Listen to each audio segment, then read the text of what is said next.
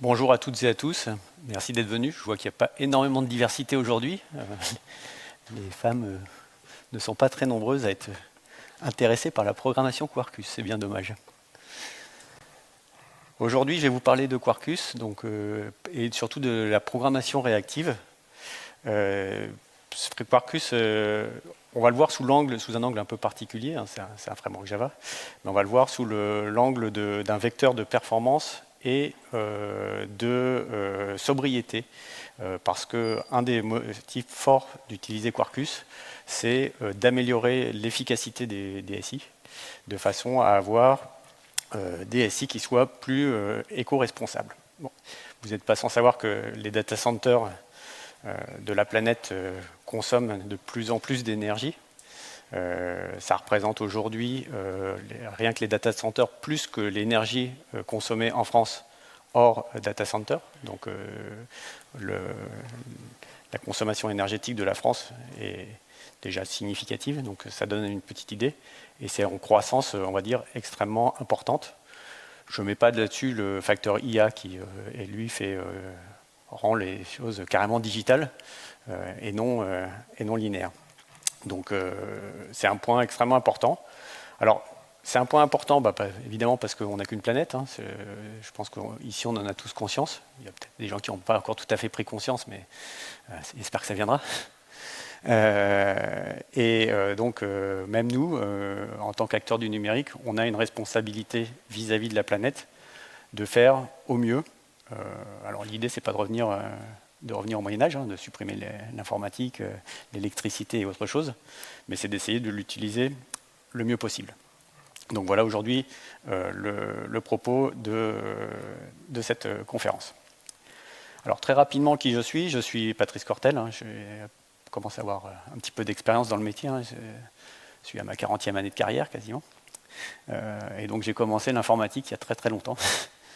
Et j'aime bien raconter que c'était une époque où la quantité la mémoire, la RAM se chiffrait en kilo-octets. J'ai bien dit kilo-octets. Et il n'y en avait pas beaucoup. Hein. C'était plutôt des chiffres 2, 4, 6 quand ça avait commencé. Et puis après, globalement, on a connu cette explosion. Et globalement, un petit retour vers la frugalité fera pas de mal. On fait des choses effectivement qui n'ont sans commune mesure avec ce que l'on faisait à l'époque. Hein. L'idée, c'est pas de dire c'était mieux avant et aujourd'hui c'est pas bien, mais très clairement, on est dans une logique où il faut quand même revenir un petit peu les pieds sur terre et essayer de faire les choses le mieux possible. Donc c'est extrêmement important que tout un chacun comprenne que chacun dans son rôle doit contribuer à essayer d'améliorer les choses. Pour commencer, je vous propose de passer en revue les clés de l'efficience logicielle.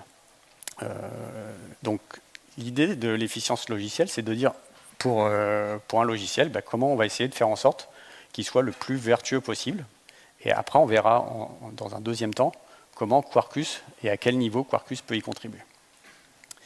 Alors, comme je vous l'ai dit, hein, toutes les organisations ont un devoir vis-à-vis de la planète, elles ont un rôle sociétal, elles ont un besoin aussi d'inspirer les jeunes générations, dont vous faites partie un très grand nombre, et donc globalement de prendre soin de notre maison commune. Mais également, elles ont un intérêt à le faire parce qu'il y a un avantage, c'est que pour une fois, l'économie rejoint la vertu. Ce n'est pas souvent le cas, mais plus on est économe, plus on fait d'économies. Donc ça, le directeur financier il comprend assez bien, ce qui est plutôt cool, parce que c'est plus facile à expliquer quand ça va dans le bon sens que quand ça va dans le mauvais sens du côté du portefeuille. Donc aujourd'hui, beaucoup d'organisations sont un petit peu à la croisée des chemins. Elles ont un SI legacy qui est quand même relativement important, assez peu maniable à tout point de vue, à la fois en termes de déploiement, en termes de maintenance, éventuellement en termes de vulnérabilité. Hein. Donc, on sait tous que les vieux outils ne sont plus maintenus depuis fort longtemps et qu'ils exposent à des vulnérabilités multiples. Et également, ce sont des freins en business. Donc aujourd'hui, on est dans une logique où on doit se poser la question de reconcevoir, reprendre un certain nombre de parties des SI existants pour les redévelopper. Et l'idée, c'est de dire, voilà, en quoi Quarkus pourrait nous aider et dans quelles étapes il pourrait nous aider pour atteindre cet objectif d'amélioration. Alors l'efficience, elle se loge à différents niveaux. Et chaque niveau n'a pas la même contribution. Il est clair que quand on va améliorer son code de manière très locale, même si on a fait un killer code, ça ne va pas changer l'avenir de la planète. Le facteur le plus important pour l'efficience logicielle, c'est d'abord la conception produit. La feature la plus éco-responsable, c'est celle qui n'a pas été codée. Donc ça veut dire qu'il faut aussi, donc, en partant de la conception produit, du recueil du besoin, des use cases, on doit arriver à quelque chose qui soit le plus efficient, de façon à ne pas alourdir inutilement et mettre des louches de features qui sont, on va dire, coûteuses à la fois pour la planète, mais également en termes de maintenance et d'évolution. Donc ça, c'est vraiment le facteur numéro 1. Et quand on joue sur ce levier-là, c'est là qu'on arrive à avoir le plus grand effet de levier. Le deuxième facteur, c'est l'architecture applicative. En effet, on verra que de manière un petit peu détaillée comment ça se traduit. Mais quand on a un très gros monolithe qui traite de l'ensemble d'un SI, qu'on est obligé de le faire scaler, on va devoir utiliser énormément de ressources matérielles de façon à pouvoir le passer à l'échelle.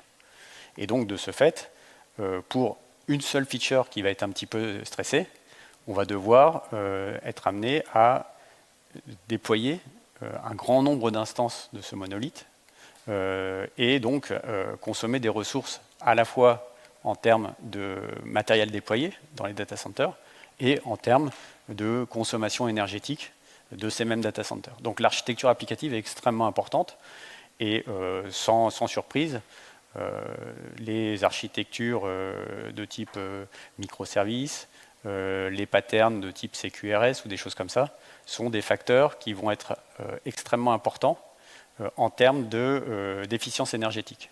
Donc ça doit être le cadre dans lequel on va venir ensuite se placer quand on va vouloir essayer de tirer parti de Quarkus dans le cadre de la partie plus liée au développement et à la conception applicative locale. Donc ça, c'est vraiment important à retenir. Hein. L'architecture, c'est un point clé. Il faut bien la penser. Il faut la penser pour que les choses soient effectivement scalables, qu'on puisse rapidement déployer des nouvelles capacités de traitement, rapidement en retirer et le faire de manière la plus ciblée possible, de façon à ce que finalement le nombre d'artefacts effectivement actifs à un instant donné soit le plus faible possible et le plus corrélé avec l'usage réel.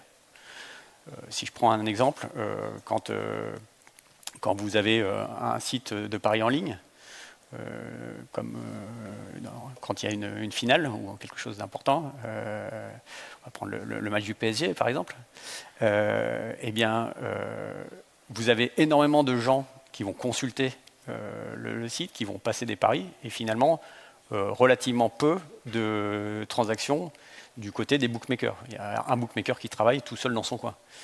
Donc si tout est lié dans un seul package, eh bien, quand on va déployer l'application de paris en ligne, elle va traîner toujours le code du bookmaker qui va représenter un poids mort, qui va représenter des ressources inutiles pour chaque personne qui va être connectée au front en train de parier ou de regarder ses cotes. Donc de ce fait, le fait de découper l'architecture en différents morceaux est un point extrêmement important pour pouvoir utiliser au mieux les ressources disponibles et ne pas les gaspiller. Autre point qui est extrêmement important, donc dans la capacité à améliorer les ressources, c'est justement, je vous l'ai dit tout à l'heure, la capacité à démarrer très rapidement des ressources de traitement quand c'est nécessaire et les arrêter aussi rapidement quand on est dans une logique de réduction des besoins. Et c'est là que Quarkus va nous aider considérablement à la fois dans ces différentes dimensions.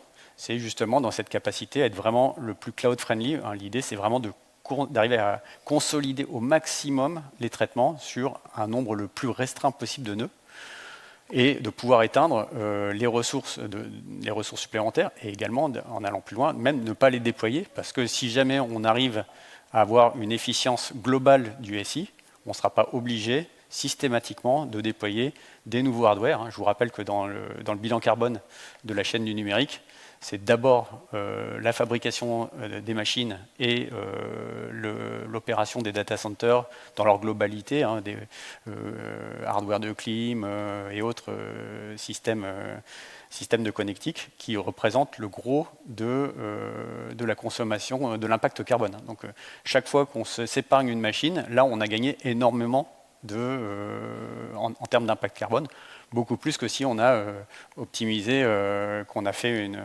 une sortie anticipée d'une boucle pour éviter d'aller jusqu'au bout. On n'est pas du tout sur les mêmes ordres de grandeur. Donc il faut aussi avoir ça à l'esprit.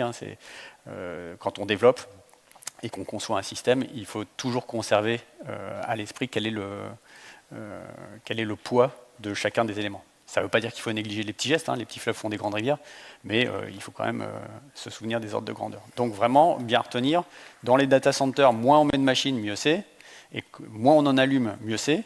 Et donc plus on peut consolider les charges de travail de manière très souple et très adaptée au service, plus on arrive à faire quelque chose qui est efficient. Et ça, c'est vraiment la clé de l'efficience aujourd'hui, c'est le point sur lequel on a le plus de marge de manœuvre, sans être dans une logique, on va dire, de diminuer les fonctionnalités ou de réduire les usages.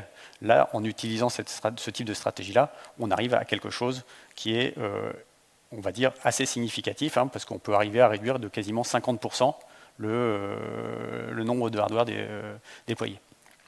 Et c'est ce qu'on retrouve, donc c'est les principes des développements cloud natifs, parce que c'est le business model des hébergeurs.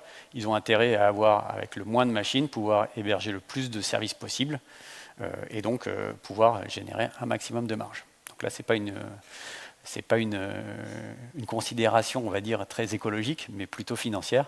Mais comme je vous l'ai dit, pour une fois, c'est à peu près raccord. Dans les éléments, on va dire, un peu plus limités, sauf cas particulier, donc il y a tout ce qui est l'algorithmie et la conception technique. Alors l'algorithmie, il faut relativiser un petit peu, parce que ça dépend du type d'algorithmie. Si on fait du calcul scientifique massif, là, l'algorithmie va avoir un rôle extrêmement important. Si vous déployez des Spark, du Spark, que vous allez devoir penser votre graphe de traitement de manière optimale, de façon à ce que les coûts d'échange entre les différents nœuds de traitement ne fassent pas exploser la combinatoire. Donc là on peut avoir des domaines très particuliers où l'algorithmie devient tout à fait critique.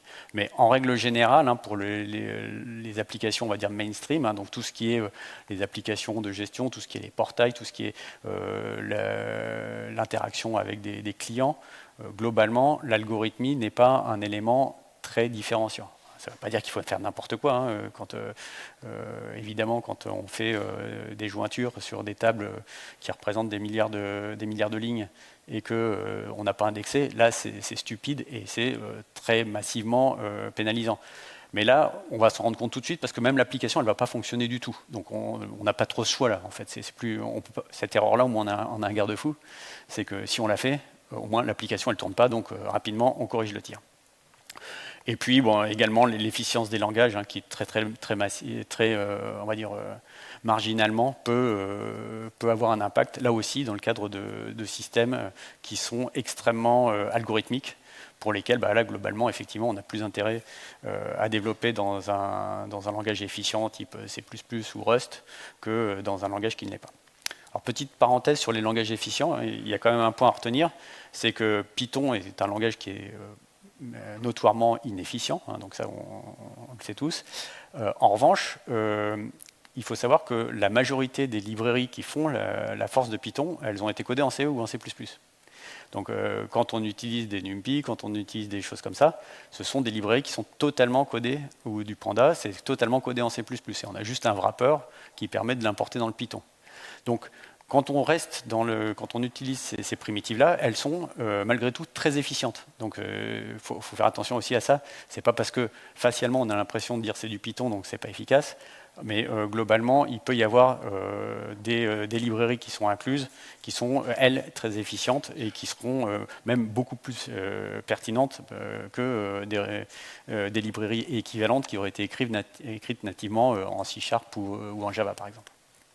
Mais sinon, hormis cette petite parenthèse, l'efficience des langages est un facteur, on va dire, relativement peu critique.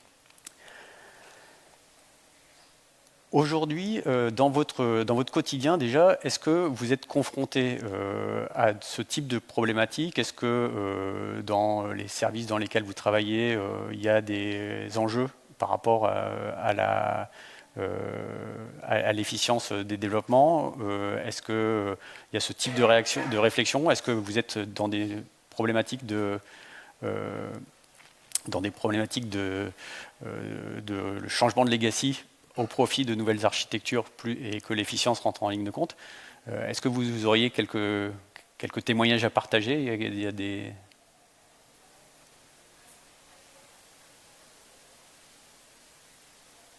Non.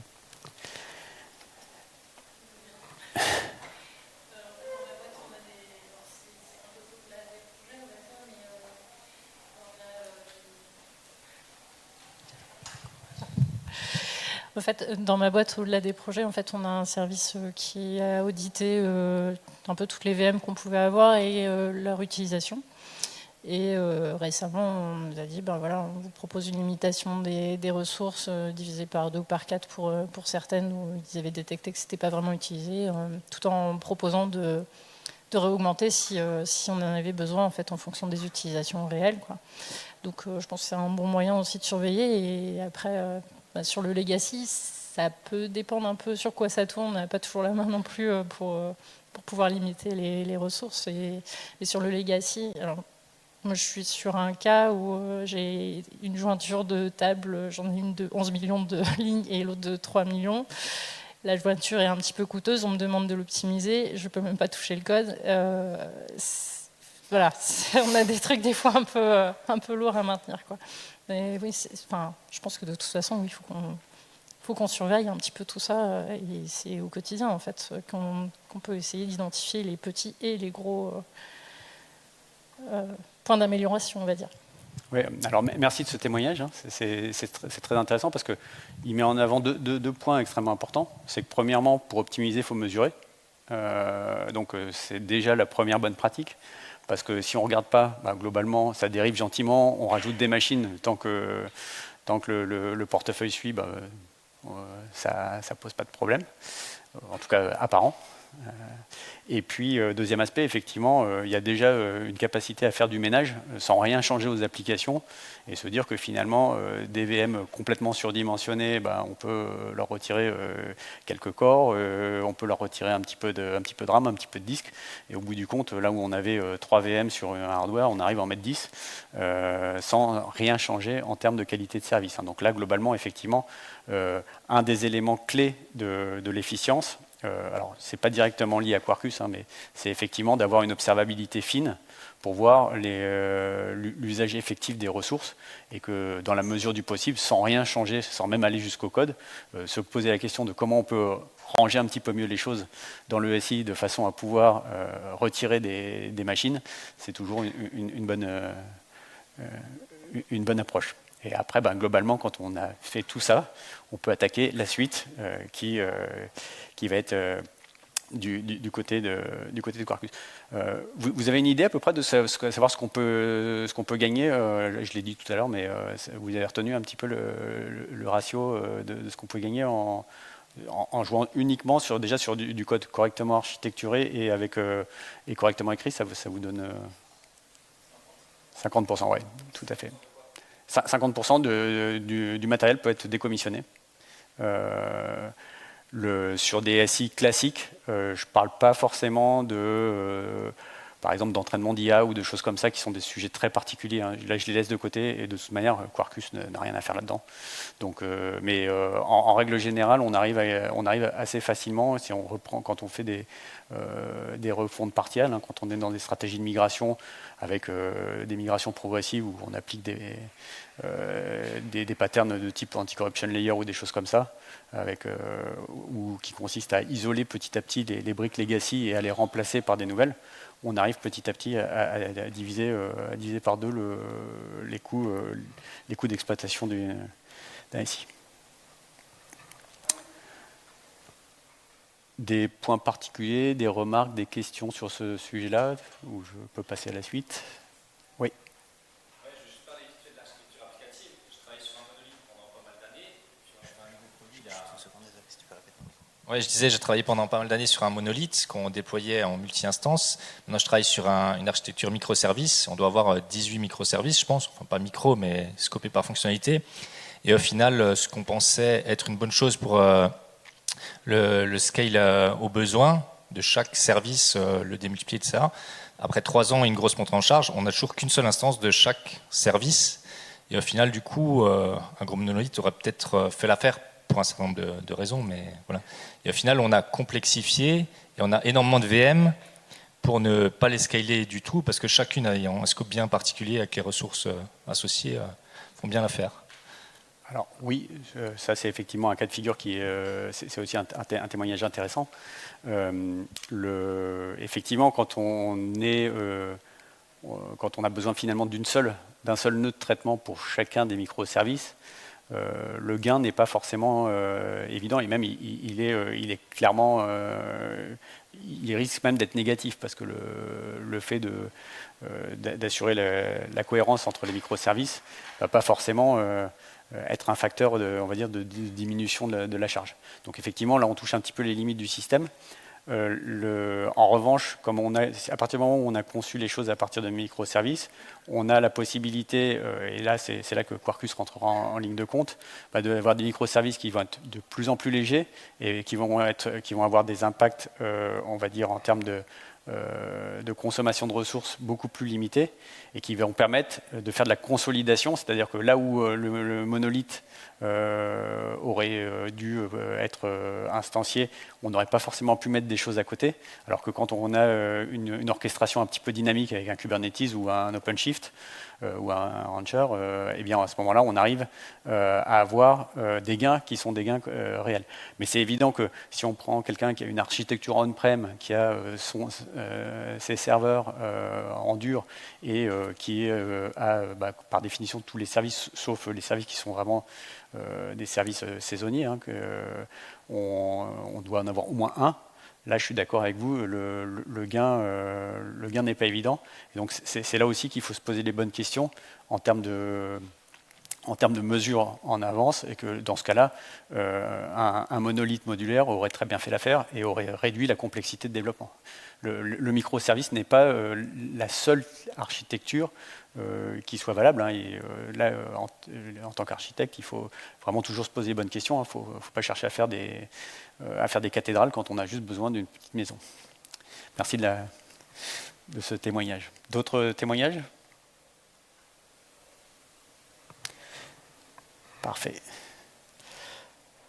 Donc, qu'est-ce que Quarkus ? On va revenir là un petit peu sur maintenant qu'on a posé le tableau. Hein, je vous dis, on sait que nos product owners ont bien pensé leurs produits, ils ont fait des features qui sont pile poil ce dont l'utilisateur a besoin, sans plus, sans moins, que les architectes ont déterminé l'architecture, on va dire, la plus adaptée compte tenu des contraintes exposées.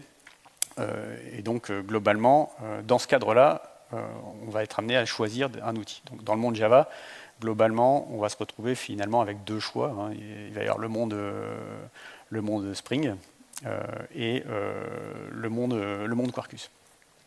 Alors, le monde Spring effectivement a une grosse antériorité, hein. Il a une très grosse longueur d'avance. En revanche, il a quand même un petit défaut, c'est qu'il commence à avoir un certain âge, et donc sa conception, ses fondamentaux, globalement comme tous les systèmes qui ont vécu, hein, même si les équipes qui ont travaillé sur Spring sont éminemment compétentes et ont fait un produit tout à fait extraordinaire. Globalement, un certain nombre de contraintes liées à la compatibilité ascendante, liées au maintien de features qui sont un petit peu obsolètes ou qu'on ne concevrait plus de la même manière, font que globalement, il s'est un petit peu embourgeoisé. Et de ce fait, il commence à être beaucoup moins efficient. Donc Quarkus, ça a été pensé donc, comme une alternative à Spring Boot, Spring et Spring Boot, avec comme logique de dire on va pas réinventer la roue. Ils ont repris tous les éléments du succès de Spring. Et je vous rappelle, pour les plus anciens d'entre vous, qu'avant Spring, Java a failli mourir comme environnement de développement de SI d'entreprise, parce que les EJB3 qui étaient normalisés étaient une catastrophe à utiliser. EJB2, EJB3, ça a été vraiment des très gros fails en termes de design. Les équipes commençaient à s'en aller. Et quand Spring est arrivé, ça a complètement changé la donne. Ce qui fait que Spring a un petit peu fait un standard à part. C'est un monde qui s'est créé un petit peu indépendamment des standards. Quarkus se présente aujourd'hui un peu comme un système qui revient dans la logique standardisée des JSR qu'il implémente complètement, tout en reprenant les formules du succès. Les formules du succès, c'est les containers d'injection de dépendance, et tout ce qui est l'AOP, tout ce qui est les configurations basées sur les annotations. Donc toutes ces choses-là, on les retrouve peu ou prou à l'identique dans Quarkus. Donc, pour être très clair, quelqu'un qui maîtrise bien Spring, qui se met à Quarkus, globalement, il doit apprendre un petit peu le nom des méthodes, quelques annotations, et encore, globalement, en général, les noms sont quand même assez proches, même parfois, ça pose quelques difficultés, notamment à l'IA, qui se plante dans les grandes largeurs. Alors, quand on demande à l'IA de faire du Quarkus, elle ramène toujours des petits bouts de Spring Boot un peu partout, parce que comme le volume de données est beaucoup plus important du côté de Spring, on se retrouve avec des hallucinations qui sont liées au fait que globalement, il y a des interfaces, il y a des classes qui ont des noms similaires, des méthodes qui ont des noms similaires, mais pas forcément avec les mêmes paramètres ou des choses comme ça. Donc ça crée quelques confusions. Mais donc globalement, ce qu'il faut retenir, c'est que ça n'est pas du tout une révolution, c'est juste une réimplémentation en fait, en repartant de zéro, de ce qui a fait le succès de Spring. Avec, on va dire, quelques grands axes de développement. Donc ça doit être, ils l'ont pensé pour que ce soit développeur friendly. Il est nativement réactif, donc le noyau même d'exécution de Quarkus est codé en réactif. Il est pensé pour être containerisé dès le début. Il supporte toutes les primitives de cubes et il génère des images natives. Alors, les images natives, c'est du fait de GraalVM, qui est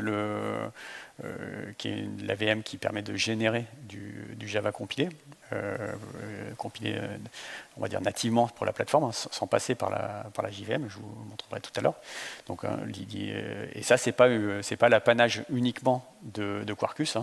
On peut très bien faire ça avec du Spring. Dans les versions récentes, Spring, on peut faire des images natives. En revanche, on verra que comme la conception n'est pas tout à fait la même, on n'obtient pas forcément exactement les mêmes résultats. Mais globalement, c'est toutes ces dimensions qui font aujourd'hui la force et la puissance de Quarkus par rapport comme un outil efficient. Est-ce que certains d'entre vous ont déjà été amenés à utiliser Quarkus ou à titre, on va dire, à titre personnel, 3 4, donc c'est 5, c'est pas encore la majorité. Très clairement, évidemment, comme je vous le disais, le code, l'historique de code que l'on a sur Spring fait qu'on est dans une écrasante majorité du code Spring et de manière relativement modeste du code Quarkus. En revanche, on note très clairement un vrai boost sur les programmes de refonte ou de recodage du legacy, où là, globalement, les atouts cloud native de Quarkus font que de plus en plus de programmes vraiment où on réécrit des systèmes legacy s'appuient sur Quarkus. Donc on est plutôt dans cette logique-là. On me pose souvent la question de dire est-ce que ça vaudrait le coup de prendre un programme Spring et de le changer en Quarkus.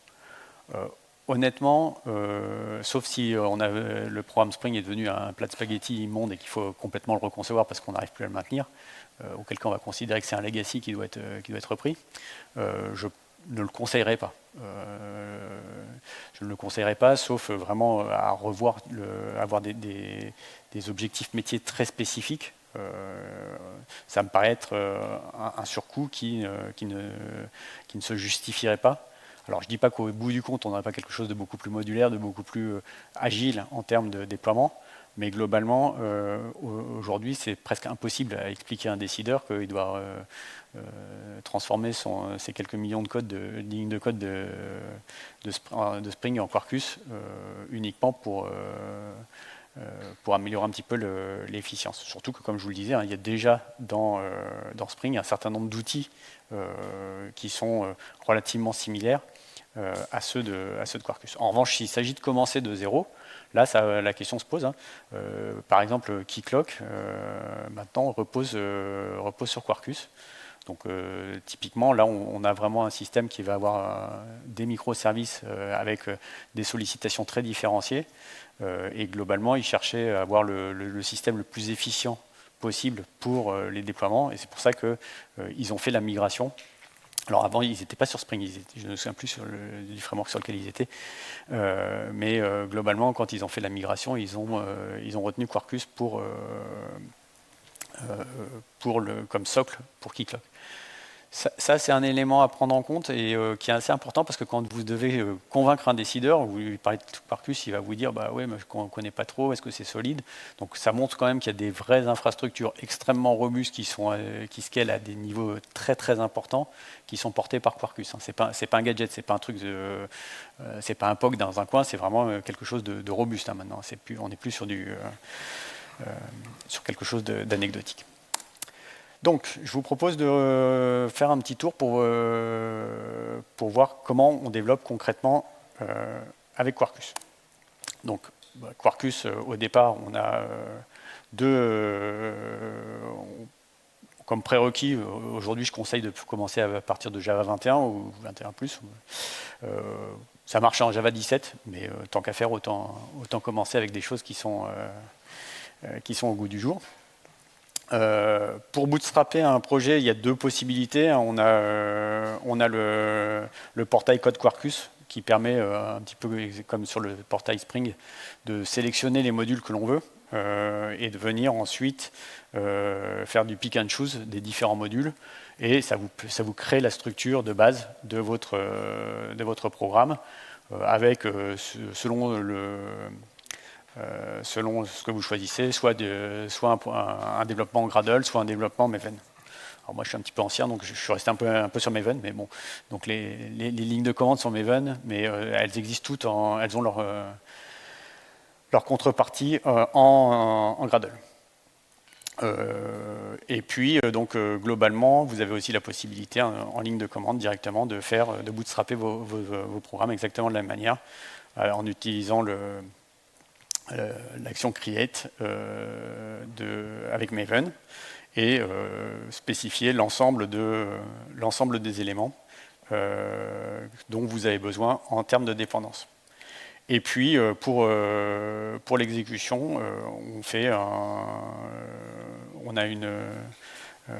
on a Dev qui permet de lancer l'environnement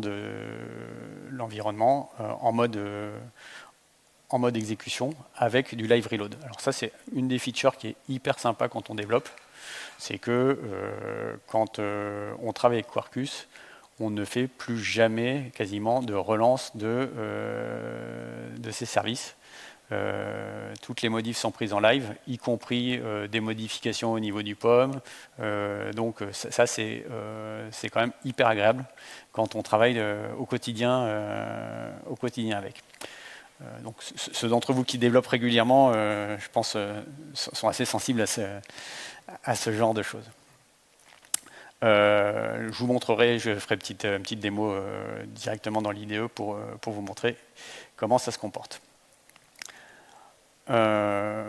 Ensuite, dans l'écosystème de Quarkus, on a une petite interface DevUI qui permet de monitorer l'ensemble des éléments de configuration. Donc, on retrouve quelque chose de similaire à ce que l'on a sur Spring, hein, donc rien de réellement novateur. En revanche, on perd rien par rapport à ce que l'on avait avant. Et puis également, on le verra aussi, nativement dans Quarkus, tous les éléments de télémétrie, de remontée de métriques et toutes ces choses-là sont directement disponibles pour pouvoir justement alimenter l'observabilité, hein, dont on a vu qu'elle était l'élément clé pour pouvoir savoir comment mieux déployer, comment redimensionner les choses de façon à pouvoir être efficace. Donc toutes ces choses-là, on a un ensemble assez cohérent. Je vous propose maintenant de mettre un petit peu les mains dedans en basculant sur l'IDE. Je vais basculer sur l'IDE. Alors je suis désolé, les manips de bascule ne sont pas totalement fluides, mais on va, hop.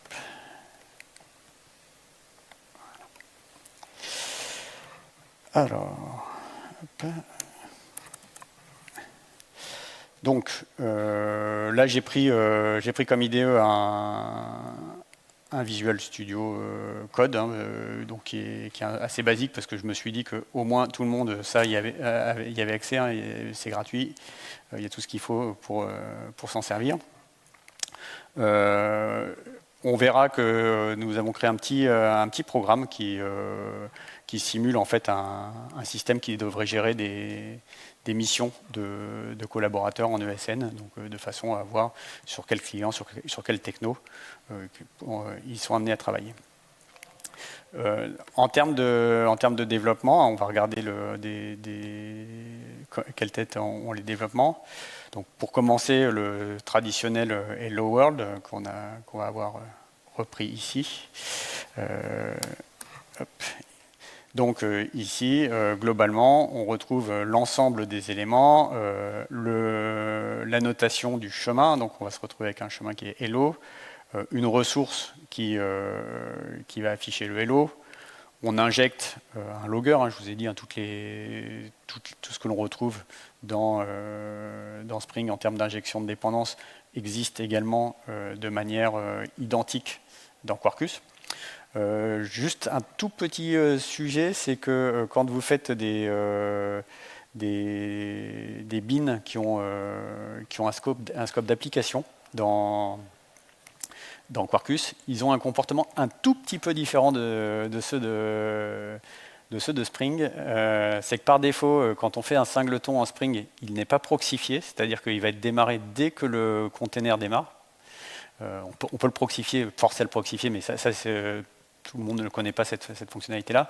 Mais donc, ce qui fait que on a un ordre alors que par défaut, dans Quarkus, les objets, l'équivalent de singleton, donc qui sont les scopes applications, eux sont systématiquement proxifiés, et donc ils ont une instantiation en mode lazy. Donc ils vont démarrer qu'à la première instantiation. Ça génère parfois dans les programmes de migration des choses un petit peu compliquées à débugger, qui ne sont pas forcément évidentes à trouver. Donc, et ça présent à l'esprit, je n'ai pas dit que ça arrivait systématiquement, mais j'ai déjà été amené à devoir faire de l'analyse de dysfonctionnement qui était liée à ce type de comportement. Mais sinon, globalement, on retrouve les principaux éléments que l'on a ici. Donc, on a ici ensuite le verbe, hein, donc, qui correspond au verbe HTTP de notre API REST, et le type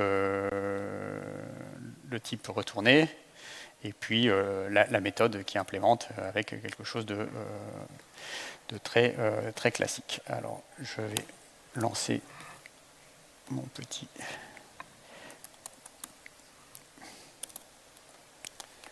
Alors.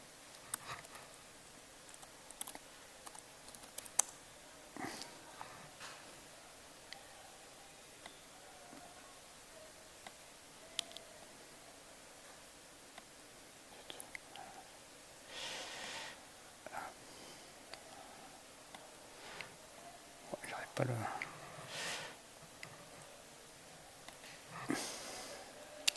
Donc ici, j'ai lancé mon Quarkus. On voit qu'il a démarré et quelque chose d'assez classique. Ce qui est sympathique. Donc alors, ensuite, je vais vous montrer notre petit greeting de bienvenue.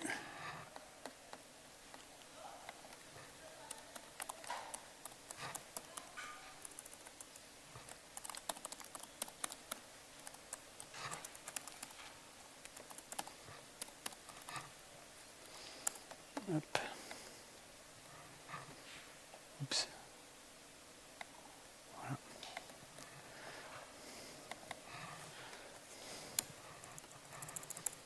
Voilà, donc ici, on retrouve le truc, rien de très révolutionnaire. Maintenant, si jamais ici, je décide de mettre un point d'exclamation, que je reviens ici et que je fais un petit F5,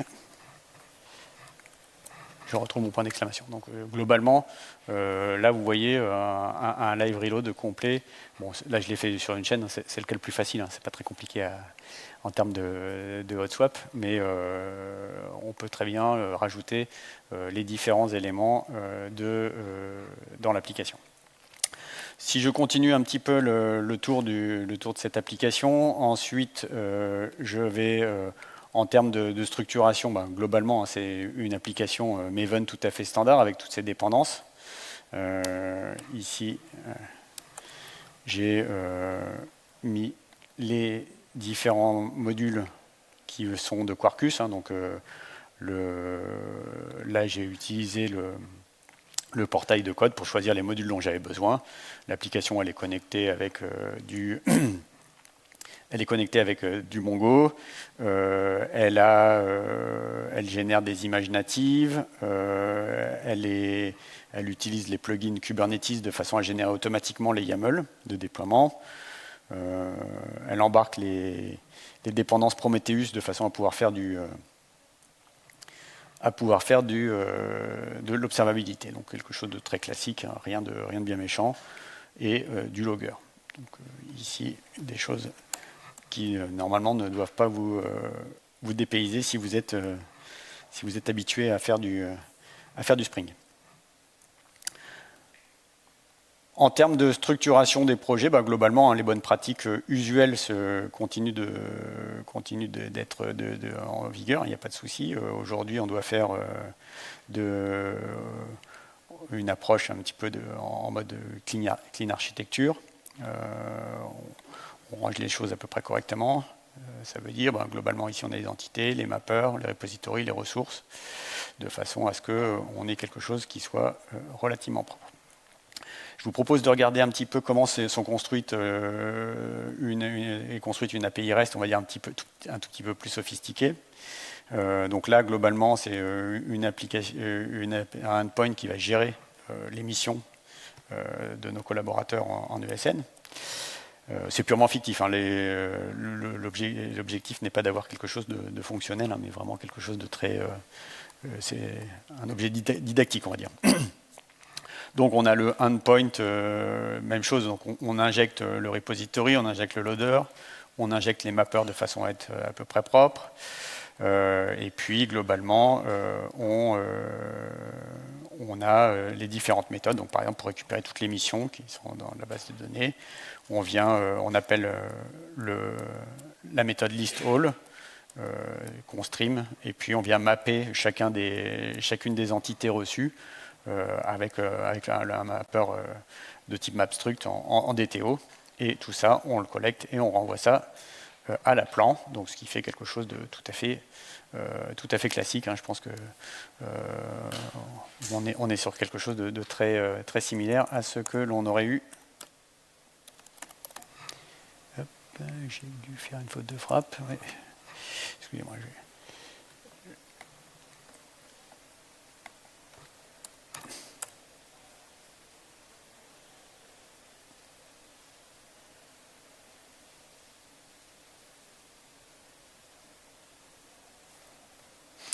Voilà. Hop. Donc j'ai appelé le endpoint d'émission. Et je vais juste, voilà, donc ça nous renvoie l'émission avec le titre de la mission, la date, les consultants, le client, et puis le contexte et les technologies. Donc c'est ce qu'on a pris comme petit exemple de façon à illustrer le propos. Donc vous voyez quelque chose de très classique, même chose sur les différents endpoints que vous pouvez avoir pour les mises à jour, ou l'accès détaillé. Donc vous avez un accès aux missions par ID, hein, donc en récupérant là aussi les annotations qui vont bien pour dire que on récupère les données du PAF, aussi des choses auxquelles vous êtes habitués. Et puis on appelle le find by ID pour récupérer l'ID demandé, et également on transforme ça en DTO à la fin. Même chose pour le poste, on va récupérer le DTO, sur le poste on va vérifier le created, et ensuite on va renvoyer le DTO correspondant. Donc, voilà, tout ça pour dire que c'est quelque chose de relativement similaire à ce que vous connaissez usuellement, pour ceux d'entre vous qui faites du Spring très usuellement. Donc ce qu'il faut retenir dans les points marquants jusqu'à présent, hein, sur Quarkus, c'est que globalement ça fait à peu près ce que fait Spring, ça le fait à peu près de la même manière. Jusqu'à présent, de ce qu'on a vu, c'est la seule vraie différence, c'est le live reload qui simplifie un peu la vie des développeurs. Mais globalement, rien de bien nouveau. Ensuite, je vais vous proposer de revenir sur la programmation réactive, qui est un petit peu le cœur de l'intérêt de Quarkus, et de façon à pouvoir creuser un petit peu plus en détail. Des questions jusque-là sur le... Non, c'est à peu près clair. Vous avez tous fait à peu près du Spring, ou avez une connaissance plus ou moins... Bon, je suis parti de l'idée que globalement, si vous étiez là, normalement, c'était plutôt... il était probable que vous ayez quelques notions dans le domaine. Donc, je vous propose de regarder ce qu'est la programmation nativement réactive. Alors, petite question. Parmi vous, est-ce qu'il y en a qui ont déjà entendu parler des virtual threads? Alors, d'après vous, les virtual threads, c'est de la programmation réactive? Effectivement, ce n'est pas de la programmation réactive. Virtual thread, c'est juste on va dire un petit contournement. Alors, je vous rappelle l'enjeu, hein, les threads dans un système d'exploitation, c'est une ressource qui est limitée. Quand on arrive au bout des threads, la machine, elle peut plus rien faire. Donc c'est une ressource qui est précieuse. Donc partant de ce constat-là, de manière stable depuis la Java 21, Java a introduit la notion de virtual thread, c'est-à-dire que les threads ne sont plus, quand on active un mode virtual thread, ils ne sont plus gérés directement au niveau de l'OS, mais ils sont gérés au niveau de Java, ce qui fait qu'on peut en avoir un beaucoup plus grand nombre que ce que l'on avait au niveau de l'OS. En revanche, deux éléments. C'est que l'usage unitaire d'un virtual thread coûte plus cher qu'un thread natif. Hein. Quand on virtualise systématiquement, il y a un delta de coût. Donc l'efficacité, tant qu'on ne touche pas les limites, est moins bonne. Donc ça ne va pas forcément exactement dans le bon sens. On va être tout à fait franc, hein, c'est relativement marginal. Hein. On ne parle pas de sauver la planète avec ça. Hein. Mais il faut avoir présent à l'esprit que ces choses-là simplifient les choses, mais d'un autre côté, créent des nouvelles difficultés. En revanche, ce n'est pas de la programmation réactive, et on va essayer de regarder et de caractériser un petit peu mieux ce qu'est la programmation réactive. Alors, la programmation dite traditionnelle, on appelle ça la programmation impérative. C'est un petit peu on ne sait pas forcément qu'on fait de la programmation impérative tous les jours, mais globalement, c'est comme ça que ça s'appelle. Donc, je vous propose de regarder ce qui se passe. Donc, on a bien présent à l'esprit qu'il y avait que les threads étaient une ressource, on va dire, une ressource limitée.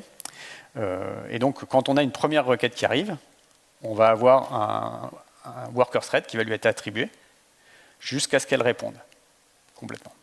Donc on va prendre un thread, on l'affecte à la requête, et là il est affecté de manière stable à cette requête jusqu'à ce qu'elle ait fini de répondre. Alors, le thread, c'est une unité de traitement, donc quand le thread traite, c'est normal que globalement il soit mobilisé par le traitement qu'il est en train de mener. En revanche, dans les traitements que l'on fait, on accède souvent à une base de données, on appelle une API REST, on se met en attente d'un message Kafka ou je ne sais quoi. Donc là, on se met en attente d'entrée-sortie. Et là, quand il y a une entrée-sortie, le thread, il va continuer d'être réservé, mais il ne va plus travailler. Donc, globalement, on va mal exploiter la machine. Parce qu'on a pris une de ses ressources critiques, elle est affectée pour une tâche, donc qui est normalement une tâche de calcul, mais globalement, pendant tout un temps, et en général même une portion du temps qui est la majorité du temps dans les systèmes de gestion classiques, le thread, il n'est pas utilisé pour ce à quoi il sert, mais il est censé servir, c'est-à-dire faire du calcul, mais il est bloqué pour attendre.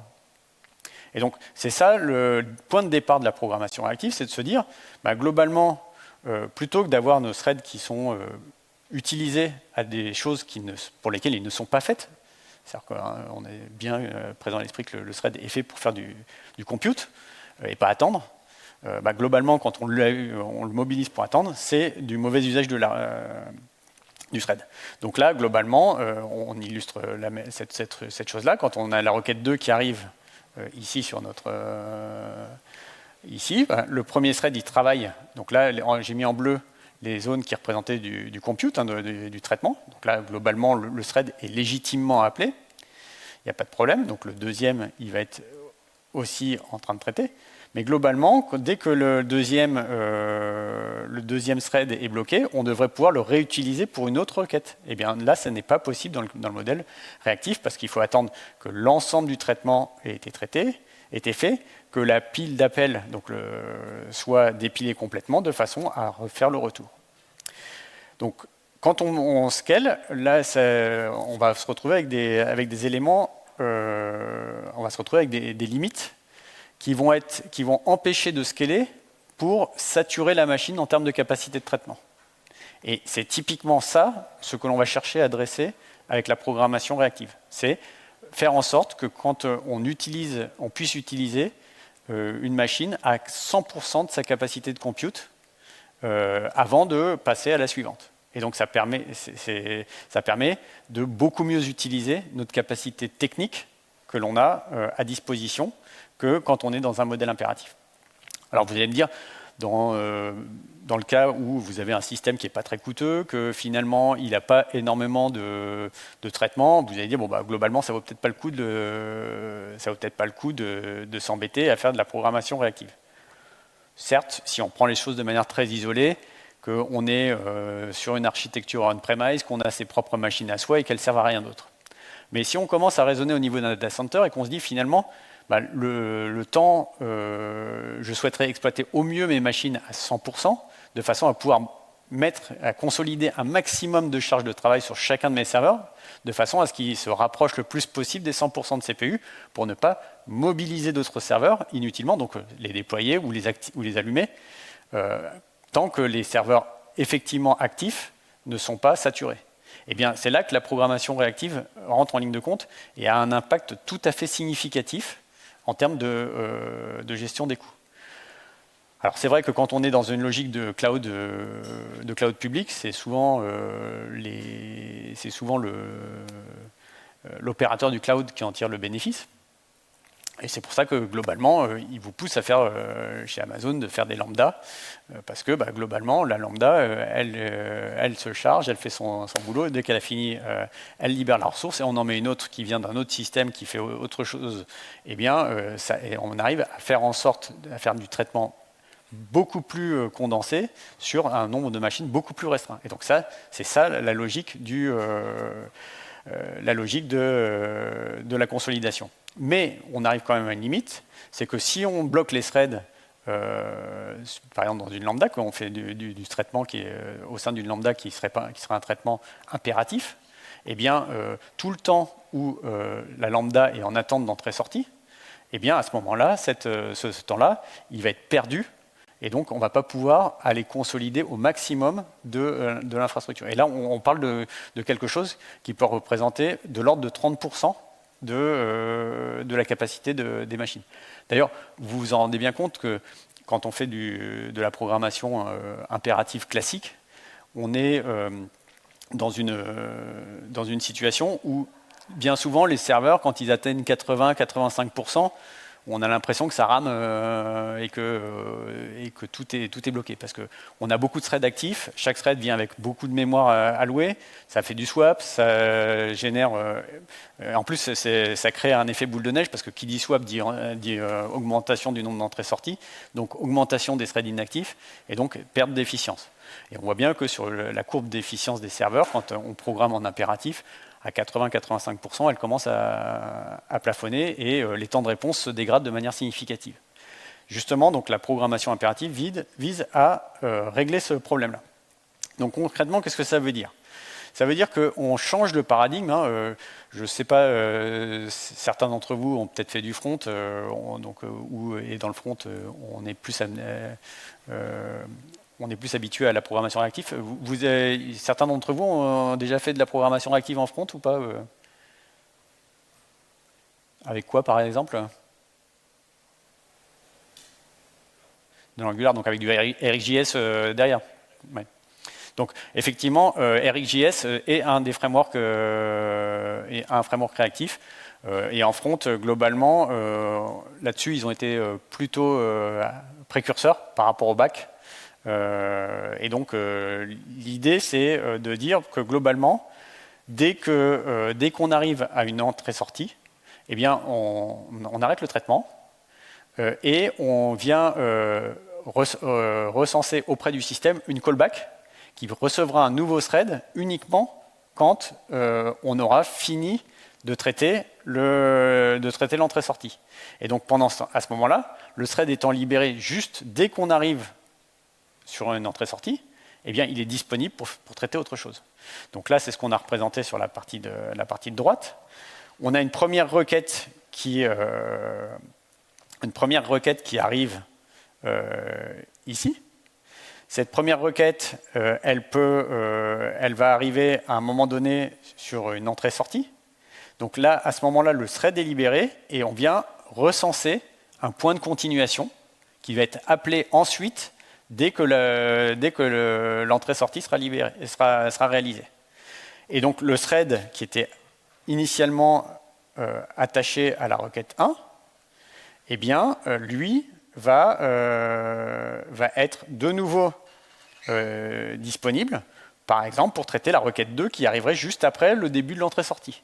Donc là, dans cette logique-là, si la requête 2 arrive juste après le début de l'entrée-sortie, même si l'entrée-sortie n'a pas été encore satisfaite, le thread est disponible et donc globalement, on arrive à traiter 2 requêtes avec un seul thread. et ainsi de suite. Donc globalement, là, quand la requête 2 arrive à son entrée-sortie, elle libère son thread, et si juste à ce moment-là, le callback doit être appelé, à ce moment-là, il peut être réutilisé pour reprendre la requête 1. Et ainsi de suite, on peut avoir autant de requêtes. Ce qui fait qu'on arrive à réduire de manière tout à fait considérable le nombre de threads. Alors, je répète, ça n'est valable que pour des systèmes qui font des entrées-sorties. Si vous faites vraiment du calcul d'optimisation ou de la recherche opérationnelle sur des données qui sont toutes en mémoire, là, globalement, ça ne vous sera d'aucun intérêt, la programmation réactive, ça c'est clair. En revanche, dans le cadre de systèmes de gestion qui attendent, souvent, on vient chercher une donnée en base de données, on vient récupérer une donnée au travers d'une API d'un autre système, ou d'un système partenaire. À ce moment-là, on est amené à devoir libérer les threads de façon à pouvoir continuer. C'est à peu près clair la différence. Vous voyez ce dont je parlais. J'illustrerai ça avec un petit peu de code tout à l'heure pour montrer comment concrètement ça se passe. Et donc l'idée, c'est que dans Quarkus, globalement, on a vu que la programmation réactive, ça nécessitait un petit peu de changer son paradigme de pensée, parce qu'on ne pense plus de manière linéaire en disant je fais un appel de fonction qui va appeler récursivement un certain nombre de fonctions, et une fois qu'on a atteint le bout, on dépile jusqu'à ce qu'on envoie le résultat. Là, globalement, il faut penser les choses de manière un petit peu fragmentée, et donc dire je traite jusqu'à ce que j'arrive à l'entrée-sortie, et une fois que j'ai atteint l'entrée-sortie, je libère le thread, et je registre une callback qui sera elle-même appelée quand on va être amené à avoir l'entrée-sortie qui sera satisfaite. Donc ça, on voit bien que, ne serait-ce que pour du code existant ou des choses comme ça, ou quand on veut faire évoluer du code, on ne va pas s'amuser à réécrire 100% de son code en réactif du jour au lendemain. Et donc globalement, un des gros atouts de Quarkus, c'est qu'il sait très bien gérer le passage de l'un à l'autre, parce que son cœur, qui s'appelle Vertix, est complètement lui-même réactif, et donc permet d'être efficace. Autre aspect qui fait la particularité de Quarkus, c'est qu'il a été conçu pour fonctionner, alors pas exclusivement, mais en tout cas il a été pensé pour fonctionner avec un framework réactif qui s'appelle Mutiny. Alors Mutiny, c'est un framework qui rappellera beaucoup de choses à ceux d'entre vous qui ont fait du RxJS, parce qu'il fonctionne de manière assez similaire. Et il a comme particularité, c'est qu'il a une API de type Fluent. Et donc une API de type Fluent, ça veut dire que globalement, vous pouvez faire une notation à point. Et donc ça rend on va dire, l'apparence du code plus standard par rapport à ce que l'on connaît. Et ça permet de le rendre plus sympathique. Donc on va revenir là-dessus dans le détail. Et autre élément qui est assez intéressant, c'est que l'ensemble des modules d'entrée-sortie qui sont disponibles dans les applications sont disponibles en mode réactif. C'est-à-dire que globalement, vous avez donc un ORM qui s'appelle Panache, qui est fourni avec Quarkus. On pourrait faire de la Hibernate aussi, il existe, on peut faire de la Hibernate, mais Panache a été pensé vraiment pour fonctionner au mieux avec Quarkus. Et on a également des modules qui permettent d'accéder à Mongo et toutes ces choses-là, qui sont tous écrits de manière réactive sur la base de Mutiny. Et donc là, ça permet d'avoir de bout en bout, quand on code from scratch en réactif, d'avoir quelque chose qui ne casse pas la chaîne de réactivité, parce qu'on a vu que chaque fois qu'on cassait la chaîne de réactivité, à ce moment-là, on bloque des threads de manière inappropriée. Ça va toujours? Pas de questions Donc je vous propose de mettre un peu les mains dedans pour voir la tête que ça peut avoir. Alors on va revenir sur l'éditeur. Hop. Donc je vous avais présenté du code classique en programmation impérative, juste pour que vous voyez que dans le monde de Quarkus, c'est pas bien différent de ce qu'on connaissait dans le monde Spring.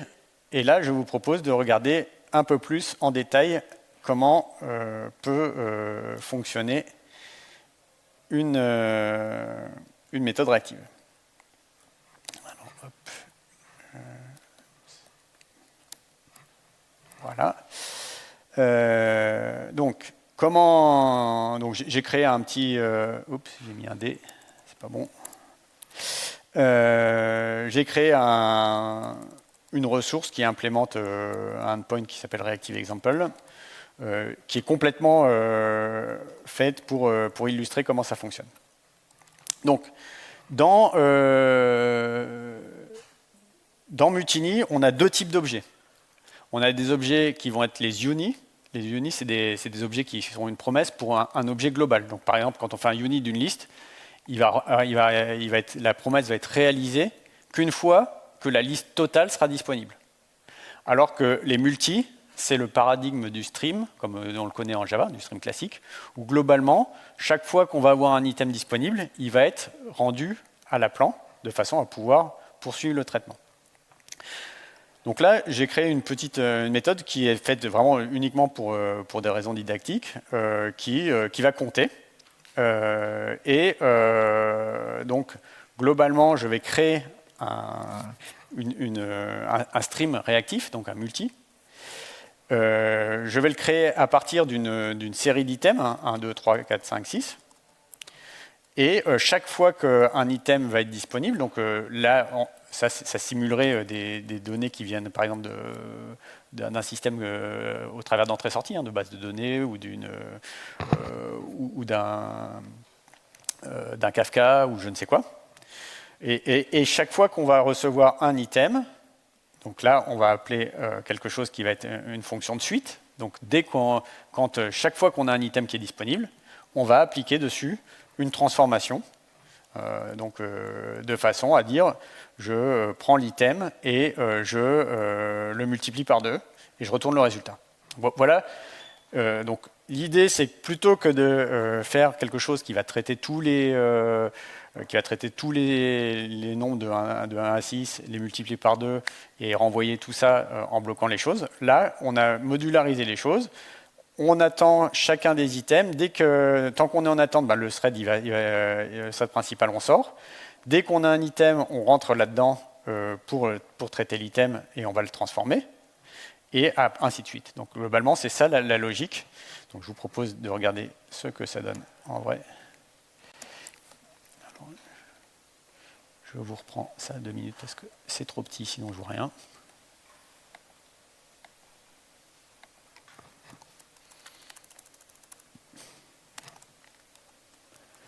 Et donc je l'ai appelé Reactive.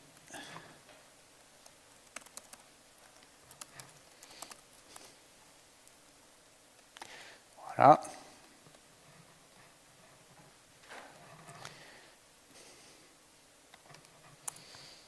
Et donc ici, globalement, ça nous renvoie ça de manière sans surprise.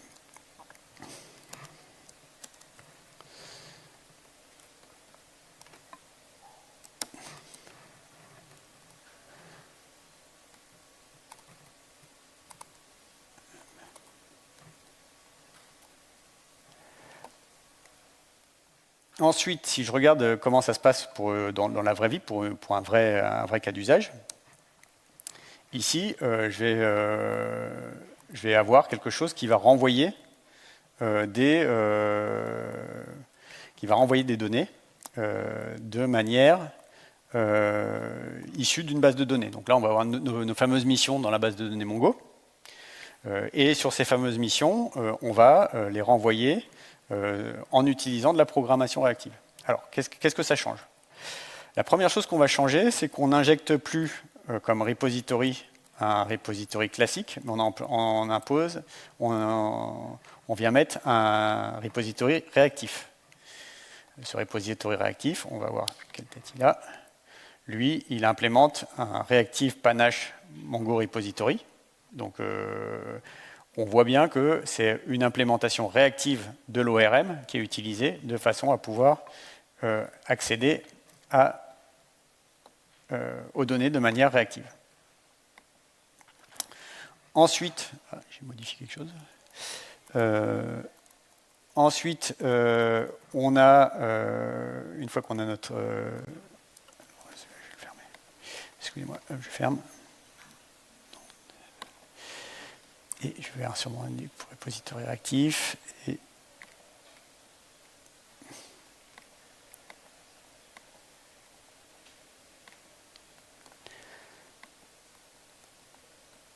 voilà, un peu de ménage.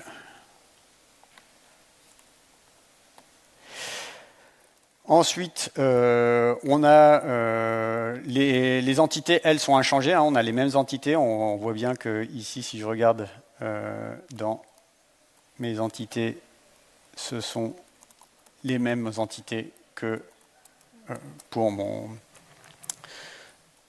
implémentation impérative.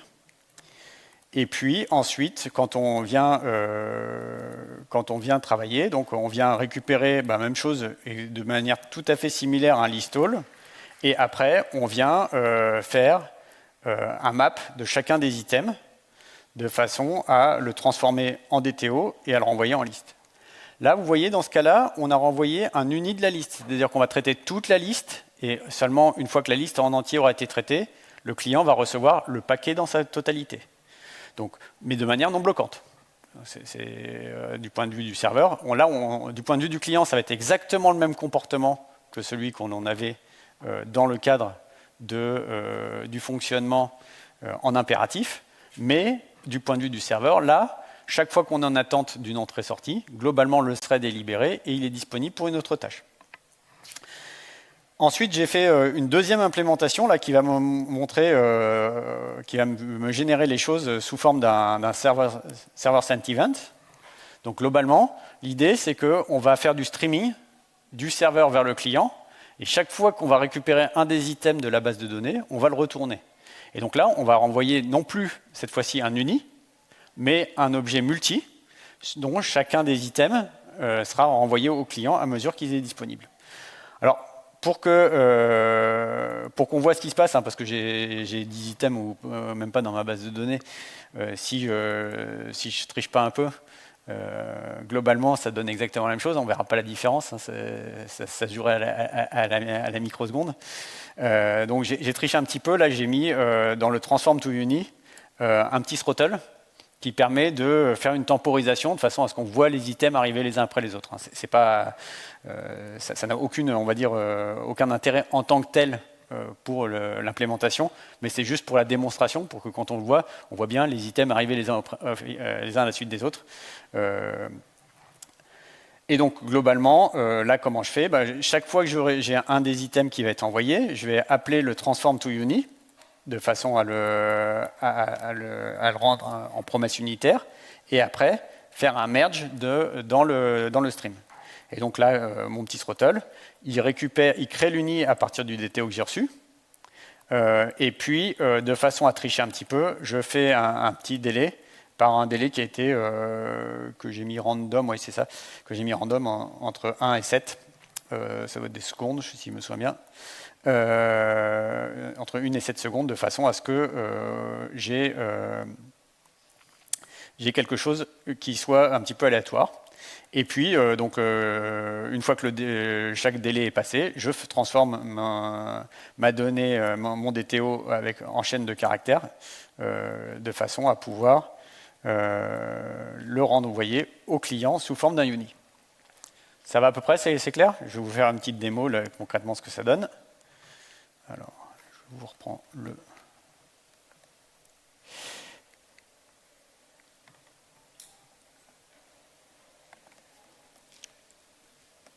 Alors, ici, donc, on a Reactive Mission.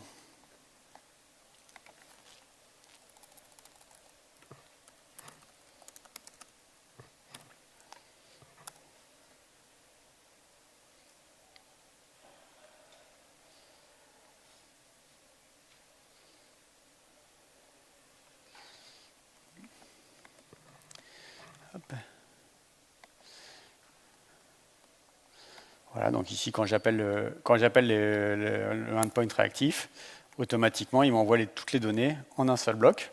Donc, il n'y a pas de... on voit bien que... Et là, on va le faire ici, on va l'appeler AStream, si je me souviens bien du endpoint.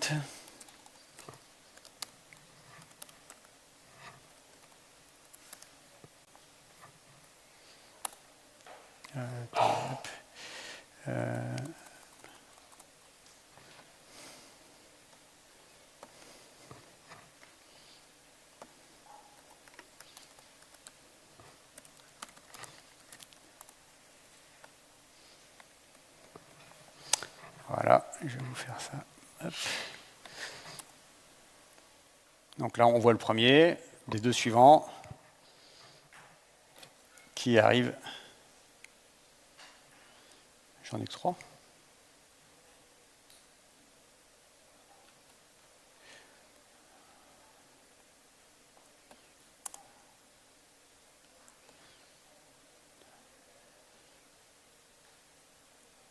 Donc globalement, on voit bien qu'il stream les données. Donc typiquement, je ne sais pas moi, si vous avez un système bancaire qui veut afficher des trades ou des exécutions sur un marché, bah, globalement, dès qu'elles arrivent, vous pouvez les afficher sur votre client en utilisant des server-side events. Et là, vous aurez quelque chose de très efficient d'un point de vue codage. Donc ça, c'est l'illustration de comment marche la réactivité. Donc, ce qu'il faut retenir de la réactivité, c'est que ça nécessite un petit peu on va dire, une petite gymnastique intellectuelle pour plus se dire, finalement, dès que j'ai appelé la fonction qui se situe en dessous, va être appelée tout de suite, mais elle est appelée quand les données sont disponibles sous forme d'une callback. C'est vraiment une cascade de callback qui se fait, et chaque fois dans un thread différent. Donc, ce qui fait que ça a un impact très concret en termes de développement sur les débuggers. C'est beaucoup plus galère à débugger. Donc ça nécessite de travailler plus à fond sur des systèmes de traces ou des choses comme ça. Mais si vous voulez faire du pas à pas dans les outils, aujourd'hui, vous êtes obligé de remettre un point d'arrêt dans les fonctions de suite pour être sûr de pouvoir vous arrêter dedans. Parce que si vous mettez un point d'arrêt dans la fonction à plante, quand vous allez entrer en sortie, le thread va sortir et donc le rappel ne se fait plus dans le même thread. Donc à ce moment-là, vous n'avez pas de pas à pas pour la suite de l'opération. Donc ça, c'est un des sujets qui est un petit peu, on va dire, déstabilisant, surtout pour ceux qui ont l'habitude de beaucoup travailler au débugger. Ce que personnellement, je ne trouve pas ça super, mais c'est peut-être parce que ça n'existait pas ou c'était beaucoup plus compliqué quand j'ai commencé. Mais en tout état de cause, ça fait partie des petits irritants auxquels il faut un petit peu avec lesquels il faut un peu se familiariser quand on fait de la programmation réactive. Alors, comme je vous disais, la programmation réactive n'est pas l'apanage de Quarkus. La seule chose, c'est que c'est vraiment au cœur de la logique. Et comme tout est réactif de A jusqu'à Z, globalement, c'est là qu'on a l'efficience maximum par rapport à ce que l'on aurait dans Spring, où effectivement, les frameworks classiques de réactivité existent également. C'est clair sur les primitives. Après, bon, vous avez toutes les primitives usuelles qu'on retrouve dans les frameworks classiques de programmation réactive, les maps, les filters, des choses comme ça, qui permettent de traiter les streams, de les découper, d'en sortir des bouts, de les fusionner, des merges, des joins, faire un certain nombre d'opérations qui sont des opérations comme on les a sur des streams, on va dire, tout à fait classiques du monde Java, qui, eux, sont tout à fait impératifs. Questions sur le sujet C'est bon pour vous? J'ai une petite question. J'utilise beaucoup Swagger pour échanger avec d'autres équipes sur les centres instructifs, nos API. Je vois qu'on change la signature parce qu'on passe des unis ou des multi. Du coup, c'est quelque chose qui se... Alors, c'est transparent. C'est transparent parce qu'en fait, l'uni et en fait, l'uni et le multi sont des wrappers qui représentent la promesse. Et donc, globalement, quand on va retourner un uni ou un multi, ce que l'on va le type retourner va être le type wrappé. C'est-à-dire que globalement, ce que vous allez voir dans Swagger, ça va être une liste de missions DTO, et non un uni de liste de missions DTO. C'est bien et c'est dommage en même temps. Du coup, celui qui consomme l'API ne sait pas s'il va avoir quelque chose de streamé ou de... Non, parce que il n'a pas le savoir en fait. Il n'a pas le savoir à ce niveau-là, parce que si je lui envoie un uni de liste, lui, il va recevoir une liste. L'uni, il va servir uniquement pour l'implémentation interne du côté serveur. Pour lui, c'est transparent. Pour le consommateur, c'est totalement transparent. C'est juste ce qu'il y a sous le capot, mais ça ne changera absolument pas le comportement perçu du client.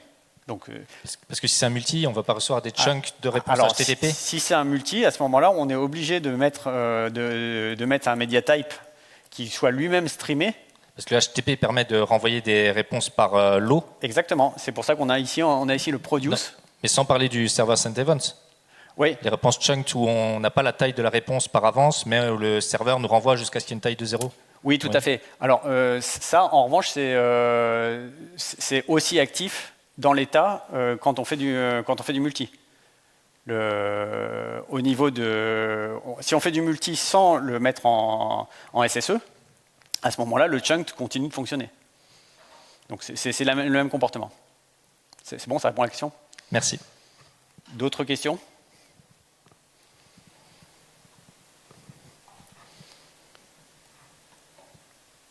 Parfait. Je vous propose de passer à la suite. On est dans les temps. Donc les mains dedans, ça c'est fait. Je vais vous parler un petit peu de l'aspect cloud native. Et là, on va s'intéresser plus maintenant sur la production des artefacts qui vont être déployés. C'est-à-dire que là, on s'est intéressé sur l'aspect code. Maintenant, on va s'intéresser plus à l'aspect déploiement de ce qui est produit par Quarkus. Parce qu'on a bien vu qu'il y avait ces deux aspects. Il y avait l'aspect, plus je peux en mettre sur un même serveur pour produire un maximum pour exploiter au mieux la CPU, mieux c'est. Donc, je limite mon nombre de threads, je fais en sorte d'exploiter au mieux les threads disponibles, de façon à ce que l'ensemble du compute soit exploité à fond, indépendamment des autres sorties. Donc ça, c'est ce qu'on a vu. Mais maintenant, le deuxième aspect, ça va être c'est bien de pouvoir tasser les choses sur le serveur, mais c'est encore mieux de pouvoir sortir du serveur ce qui ne sert pas et de pouvoir le recharger rapidement quand on en a besoin. Et ça, c'est l'aspect, on va dire, le deuxième aspect du cloud native, qui va être plus lié à la manière de déployer et d'orchestrer les services sur le serveur. Parce que quand vous scalez, si vous mettez 7 minutes à démarrer votre service, ou même 20 secondes, vous risquez d'avoir quelques erreurs 500 du côté du client. Ou des proxys qui vont couper, j'en passe et des meilleurs. Globalement, vous avez quand même besoin d'être assez agile sur la manière de faire. Donc en quoi le Quarkus va nous aider? Alors déjà, petite facilité, bon ça c'est vraiment pas, c'est un petit peu on va dire anecdotique, mais là aussi c'est plus dans la problématique de simplifier la vie du développeur. Donc on a tout ce qui est des supports simplifiés de la containerisation aujourd'hui. Donc là on containerise assez facilement les choses directement en utilisant les méthodes build qui vont automatiquement générer les images. On peut faire en sorte que chaque fois que le système est compilé, il génère automatiquement l'image containerisée. Donc toutes ces choses-là, on va dire, c'est des facilités. C'est pas ce qui est le plus important. Ce qui est très important, c'est que Quarkus a été pensé pour avoir une empreinte mémoire qui soit beaucoup plus faible que celle de Spring. Alors, avec Spring 3, ils ont fait des efforts, hein, donc ça a tendance à converger. Hein, je ne dis pas que Spring ne va pas rattraper les choses, mais globalement, by design, ils ont cherché à faire une image à faire des démarrages le plus rapide possible, en faisant en sorte qu'il y ait le minimum de choses inutiles qui soient chargées. Donc la modularité du noyau a été pensée pour qu'on n'ait pas trop de choses qui soient chargées au démarrage et que ça démarre rapidement. Donc, ce qui fait que, globalement, même si on prend du développement qui n'est pas natif, hein, qui est sur une JVM, aujourd'hui, le temps de démarrage d'un Quarkus va être beaucoup plus intéressant que celui d'un même service en Spring. Deuxième aspect qui est très important, c'est qu'il a été pensé pour une faible consommation de ressources. Donc, donc c'est relativement logique que ce soit corrélé. C'est-à-dire que globalement, le démarrage rapide fait en sorte que le chargement soit fait de manière la plus modulaire possible et que dès que tout ce qui est absolument nécessaire est disponible, le service soit disponible, même s'il y a encore des choses qui sont en train d'être chargées au niveau des class loaders. Mais le deuxième aspect, c'est que en ayant modularisé, on arrive à ne charger que ce qui est vraiment nécessaire. Et donc globalement, ça fait des images qui sont beaucoup plus petites. Donc ça veut dire, là encore, en termes de temps de déploiement, hein, si vous déployez par exemple sur un nœud Kubernetes sur lesquels l'image n'est pas présente, à ce moment-là, dans cette logique-là, une image de 100 kg, ça se charge beaucoup plus vite qu'une image de 500 kg ou d'un méga. Donc globalement, ça c'est le deuxième aspect. Ensuite, globalement, il est adapté à tout ce qui est microservices event-driven. Là, c'est plus du fait de sa capacité à scaler, parce que comme il scale rapidement, globalement, si on a un gros flux de données qui arrive, et à ce moment-là, on peut scaler rapidement et traiter le flux de données, et ça permet de traiter, on va dire, d'associer les charges de travail à la pression entrante des données, et donc ça permet d'être efficace. Et enfin, c'est un système qui est Cube native, donc globalement, il génère automatiquement tous les YAML. Là aussi, c'est des choses, on va dire, extrêmement... c'est plus de l'outillage pratique, mais à l'usage, c'est quand même assez sympa d'avoir toutes ces choses-là qui sont prêtes à l'emploi et qui font partie du package. Alors, concrètement, la génération d'une image native. Donc, globalement, pour générer une image native, hein, on a une simple ligne de commande, on appelle un package avec un profil native. Je vous montrerai comment ça se fait. L'idée, c'est que quand on fait une image native, on prend le code Java. Il y a un système qui vient faire une couverture de l'ensemble de ce qui est appelé, supprime toutes les méthodes et toutes les classes qui ne sont pas appelées du code. Donc, une fois qu'il a fait son analyse de couverture, il supprime tout ce qui est inutile. Et ensuite, il génère en C, nativement pour la plateforme cible, le code correspondant au code Java. Donc, globalement, ça veut dire que l'on ne déploie plus dans ce cas-là du Java, on déploie un binaire qui est natif pour la plateforme cible. Donc là, effectivement, il n'est plus portable en tant que tel, mais une fois qu'il a été produit en tant que natif. Donc c'est pour ça qu'on peut spécifier dans les paramètres du natif le type d'architecture sur lequel on veut le déployer. Par exemple, si on travaille en développement sur du Linux, sur de l'AMD 64 et qu'on veut passer sur de l'ARM, à ce moment-là, il faudra dire qu'on veut faire du natif pour de l'ARM, parce que sinon, ça ne marchera pas évidemment. Donc, mais le gros avantage, il est double, c'est qu'on passe d'un code qui est interprété dans le cadre de la JVM, même si on a des compilateurs à la volée, des choses comme ça, globalement, on passe de code qui est interprété à du code qui est vraiment compilé. Et deuxièmement, on a supprimé tous les bouts de code qui sont inutiles, et donc on ne se traîne pas toutes les dépendances qui sont liées. Donc là, globalement, on a une amélioration de performance à plusieurs niveaux. On passe d'un code qui est interprété à un code compilé. Donc nativement, de fait, on gagne un petit peu. Comme je vous ai dit, comme on ne fait pas du calcul scientifique poussé généralement en Java, ça ne se voit pas forcément de manière... ça n'a pas changé de la face du monde. Il ne faut pas s'attendre à ce qu'un truc qui rame monstrueusement devienne terriblement fluide uniquement parce qu'on est passé en code natif. Et le deuxième avantage, c'est que globalement, on a réduit considérablement la taille du package livré. Alors, un point extrêmement important, alors j'attire votre attention parce que j'ai vu beaucoup de problèmes avec ça, surtout dans des logiques de migration, faites attention aux tests. Le problème du code natif, c'est que quand on passe d'un code interprété où finalement il y a toutes les classes, à un code compilé où il y a uniquement les classes et les méthodes réellement utilisées, à ce moment-là, on peut avoir des dysfonctionnements. Alors, vous allez me dire, c'est pas normal, c'est-à-dire que le système qui fait la couverture n'est pas cohérent ou ne fonctionne pas. Non, c'est pas ça. C'est que globalement, en Java, nombreux d'entre vous l'ont déjà fait, ça arrive qu'on utilise la réflexion et qu'on charge dynamiquement des classes à partir du loader. Et là, si on ne le dit pas explicitement à Quarkus, il ne le sait pas. Donc lui, il va dire, la classe, elle n'est pas utilisée, je la vire. Donc quelque chose qui a passé tous ces tests unitaires dans votre environnement avec JVM, bah, il risque de gaufrer quand vous le lancez en natif. Alors ça c'est vraiment, j'ai vu un projet qui a failli être arrêté à cause de ça parce qu'ils étaient persuadés que Quarkus ne marchait pas.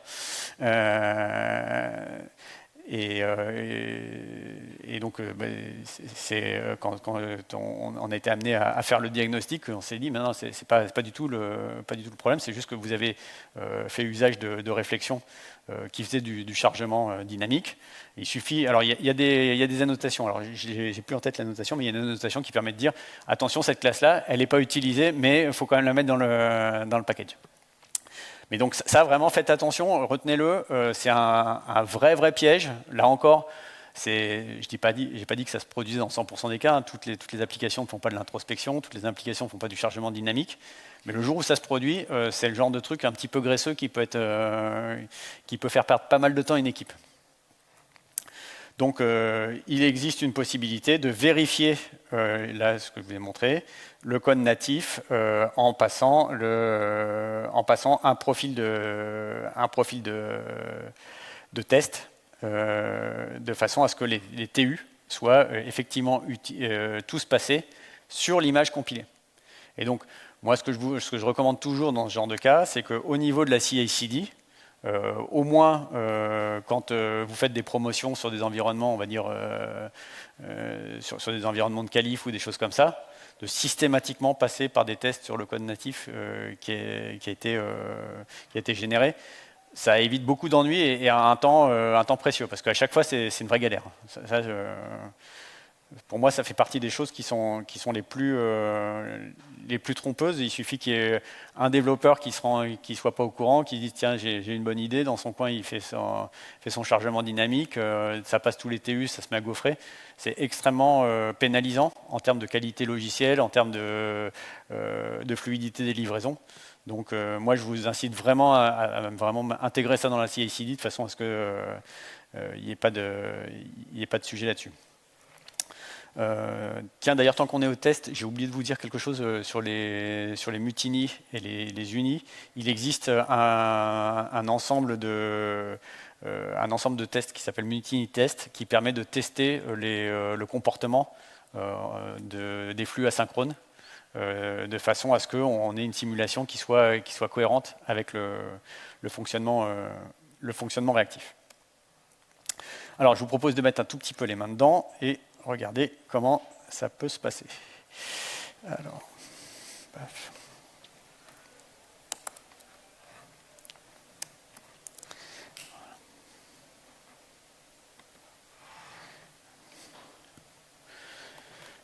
Alors, on va sortir de ça. Hop.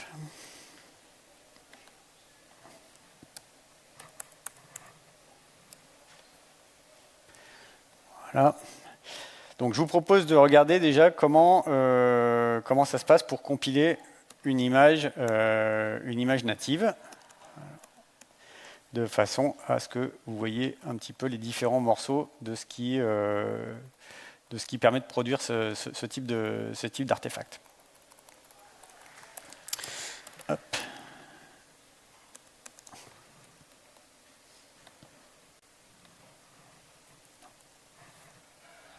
Excusez-moi, j'ai raté mon copier-coller.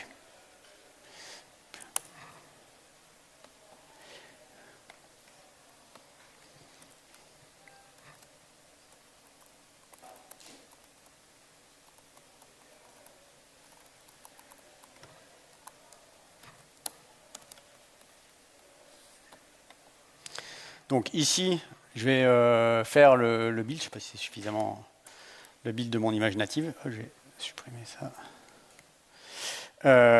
Donc j'appelle le package, je prends un profil native. Donc le profil native correspond à un profil qui est défini dans le POM. Où je suis là-haut.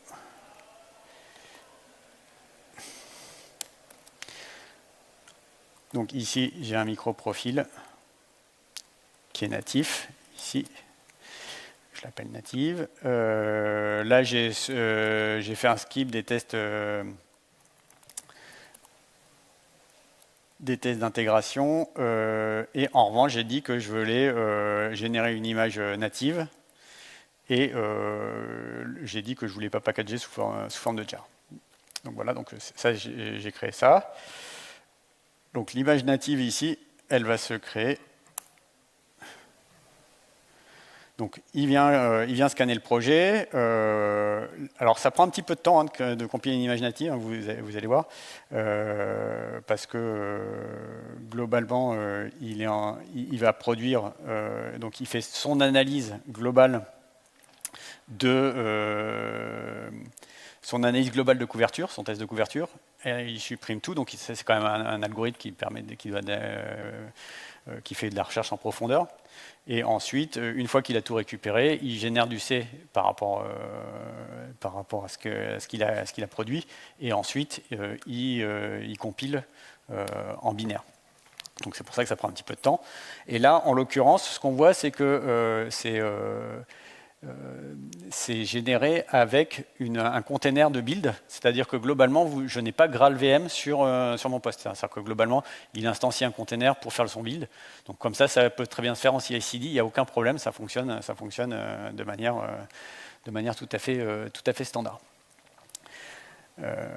Une fois qu'on a ça, globalement, on verra, on a un binaire, tout ce qu'il y a de plus classique, qui peut être lancé. Et là, cette fois-ci, indépendamment de la VM, on peut le mettre sur n'importe quelle machine Linux qui a la même architecture que celle pour laquelle on a compilé, qui va permettre ensuite de faire le travail.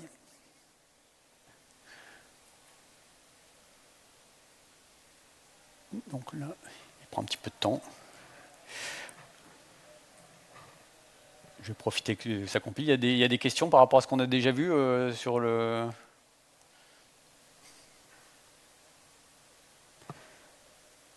Parfait. Oups.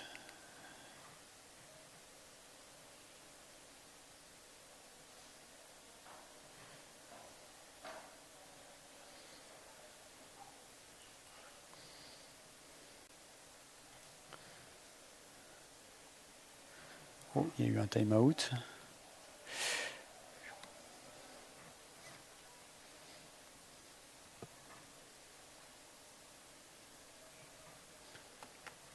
prend bien longtemps là quand même.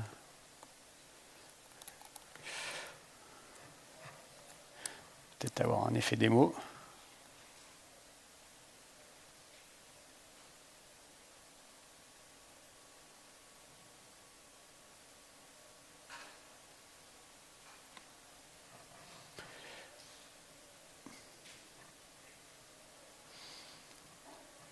Bon, je ne sais pas si ça va aller au bout, on va passer à autre chose.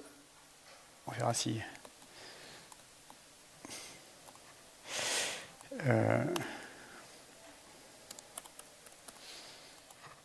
Et ici, ensuite, je vais vous montrer comment on génère une image. Alors, je ne vais peut-être pas le lancer si jamais les images ne se génèrent pas correctement. Comment on génère une image native, cette fois-ci, mais directement containerisée, de façon à pouvoir la déployer sous Kubernetes. Donc là, on retrouve les différents éléments. Donc, on va faire un package natif. Là, j'ai fait un skip des tests, c'est pour que les tests ne soient pas exécutés pendant la génération de l'image. Ça ne veut pas dire qu'on ne peut pas faire du verify derrière, mais globalement, bien souvent, ça ne sert à rien dans la CI/CD de générer l'image avec les tests, et après de faire le verify. Ensuite, on dit qu'on utilise un container de build, exactement de la même manière que précédemment. Et là, on dit qu'on ne veut pas générer simplement un exécutable qui sera disponible sur la machine qui exécute le build, mais qu'on veut générer une image Docker qui pourra être déployée sur un Kubernetes ou sur un Docker de manière classique. Et là, ensuite, on dit l'image de base qui doit être utilisée. Donc là, en l'occurrence, une image qui est relativement petite, qui a été relativement condensée, ce qui permet d'avoir quelque chose de relativement modeste en termes de taille. Et donc, je l'avais lancé avant, donc pour que, si je regarde la taille de l'image, Docker image ls,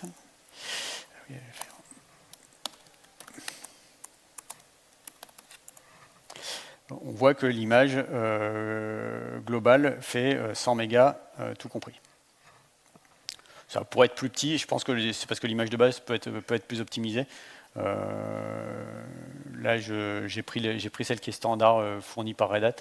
Mais je suis persuadé qu'en allant chercher des gens qui ont un petit peu plus travaillé ça dans le détail, on arrive à quelque chose qui est un peu plus compact. Mais bon, globalement, ça se charge quand même relativement vite hein, sur les réseaux dont on dispose. Ça permet des démarrages assez rapides.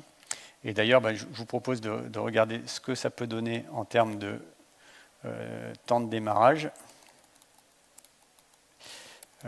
Ici, hop, je vais mettre ça sur un autre port. Je vais démarrer mon image de façon à ce que vous puissiez voir. Donc là, je fais un Docker run. Je mappe le port 80-90 sur le port 80-80. Je mets en interactif et je lance mon image snapshot. Et là, globalement, vous voyez, ça y est, elle a démarré.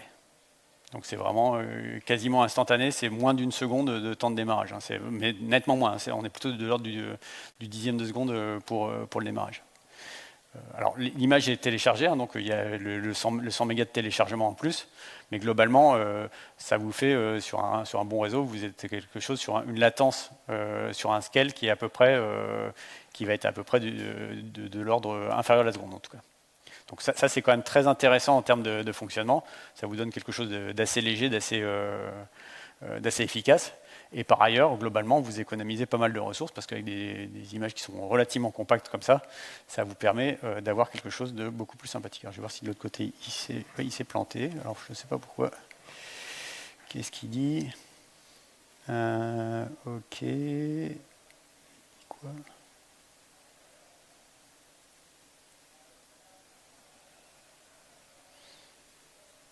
J'ai peut-être pas... j'ai mon réseau qui est tombé, c'est pour ça. Ok, il a essayé de charger l'image de déploiement. Hop.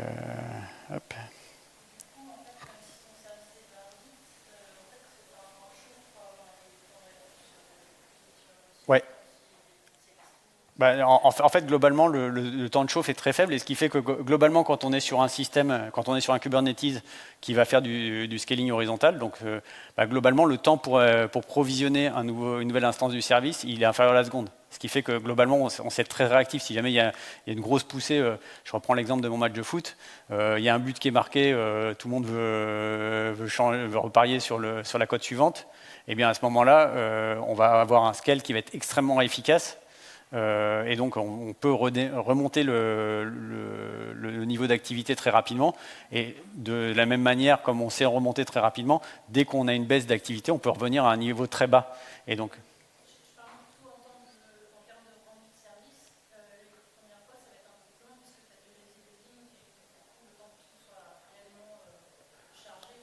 alors non, parce qu'en général, on met au minimum une seule instance. Au départ, on a toujours une instance c'est très rare les services qui ont 0 instance qui démarrent qui scale à 0.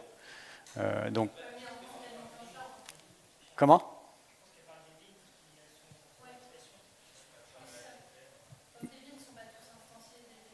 Ah, mais là en binaire, la question se pose même plus. Hein, tout est chargé. Hein, l'image est complètement chargée. Donc là, il n'y a pas de sujet.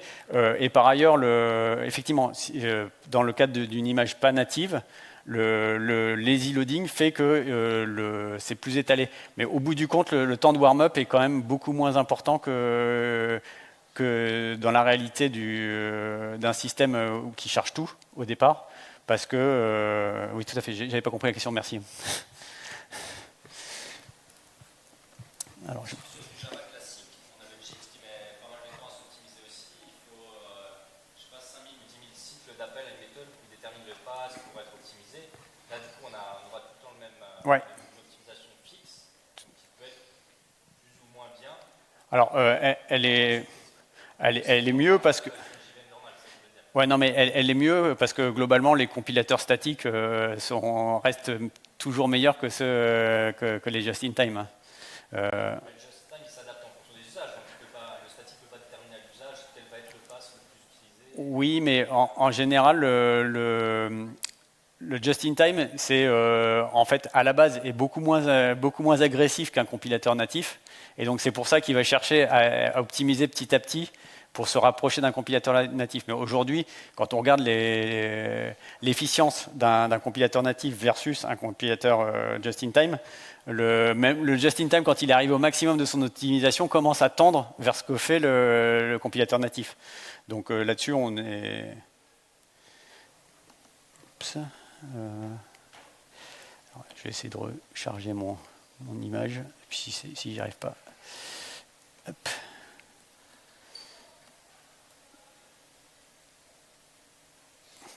C'est bon. J'ai récupéré du réseau. Hop. Et ici, si je refais mon build, ça devrait prendre moins de temps normalement.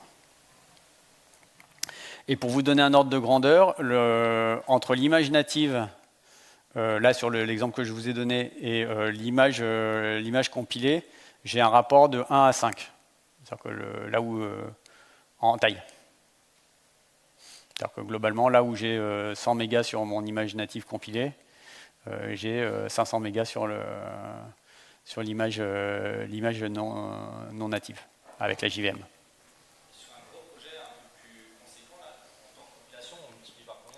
Ah, le temps de compilation est très long, mais ça, il faut le faire dans la CI/CD. Le temps de compilation, ça prend... En développement, on ne fait pas d'image native, on reste sur une JVM. C'est ça. En développement, on reste sur une JVM, et c'est uniquement quand on passe dans le processus de qualification qu'on passe en natif.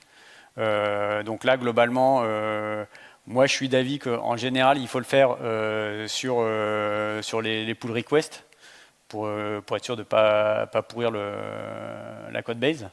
Mais globalement, en temps normal, on reste sur du JVM, on développe sur la JVM, on fait attention à ce qu'on fait, et globalement, au moment de la pull request, on met dans le pipeline le fait de passer par l'image native. C'est ce que je recommande. Ça marche assez bien, ça évite au day-to-day, là, c'est pas viable. Hein. Comme on ne containerise pas chaque fois dans le flux de développement classique, dans le pire des cas, quoi ? Ouais, alors après, il vaut mieux utiliser à ce moment-là un dev space ou un truc comme ça pour faire directement le patch des images sur le serveur. Alors oui, ça se fait, mais ça rajoute quand même quelques... Ça prend combien de temps ? Ouais, bah c'est ça, ouais. 20 secondes, Après, tout le monde n'est pas forcément très patient. Mais oui, effectivement, j'ai pas dit que c'était... Non, là, clairement, on ne parle pas de 20 secondes, hein, ça se compte en minutes, hein, le fait de générer l'image native. Vous voyez, là, je suis à la passe 5. Donc, c'est pas envisageable de le faire dans le cadre du développement à chaque fois qu'on compile ou qu'on fait une mise à jour. Donc en général, on travaille en mode dev. Là, on a du hot reload tout le temps avec la JVM qui est active. Une fois qu'on a validé son code, qu'on a passé tous ses TU proprement et qu'on veut faire sa pull request, à ce moment-là, on passe par une compilation native. On rejoue ces tests de façon à s'assurer qu'il n'y a pas eu d'oubli dans la couverture. Et à ce moment-là, on passe à la suite. Donc voilà, vous voyez là, ça prend 2 minutes 48 là. Vous voyez, donc et pourtant il n'y a pas beaucoup de code. En revanche, ce qu'il y a de certain, c'est que quand il compile, le gros du temps qu'il passe à compiler, c'est pas à compiler notre code, c'est à compiler le code de la JVM, le code qui a été embarqué par effet de bord. Il n'y a pas d'optimisation si on change une virgule, il va réanalyser tout le projet, il va prendre... Oui. Ouais. Là aujourd'hui, il n'y a pas de compilation incrémentale. Je pense qu'il y aurait certainement des graphes de dépendance qui pourraient être utilisés pour garder ce qui... Mais après, ça prendrait peut-être beaucoup de place de conserver les structures de données. Mais là pour le moment, il fait vraiment... c'est du one-shot. Hein. Il reprend le nouvel état et recompile de A à Z. Je ne sais pas, je me suis jamais posé la question. Ouais, je regarderai. Je regarderai si... Donc voilà sur ce que je voulais vous dire sur Sur les images natives, des questions là-dessus, autres que... Oui. Comment? Le debug n'est pas envisageable en mode natif. Ah non, non, non, non. Alors, si, non, alors, il peut être envisageable, mais là, c'est vraiment qu'on a vraiment un gros problème, c'est parce que là, c'est du DBG sur du C, quoi. Donc, j'ai pas dit que c'était impossible, mais au quotidien, vaut mieux éviter. Hein. Quand on en arrive là, c'est un petit peu.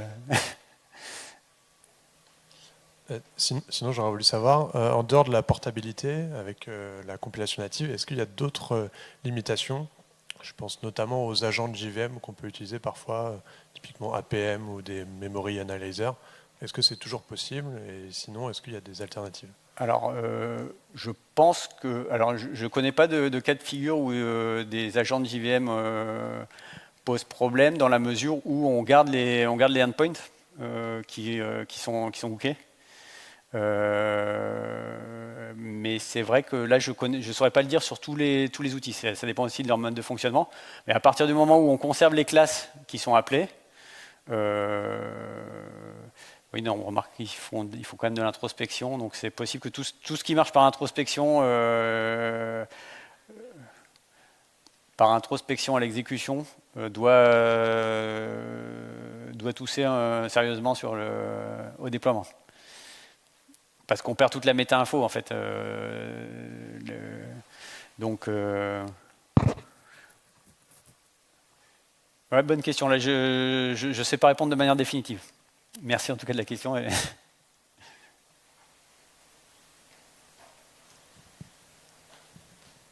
Salut, merci pour la presse. Est-ce que tu as étudié les différences qu'il y a maintenant entre Quarkus et Spring Native, qui permet de faire quand même pas mal de trucs assez proches de... Oui, alors, très clairement, Spring s'améliore.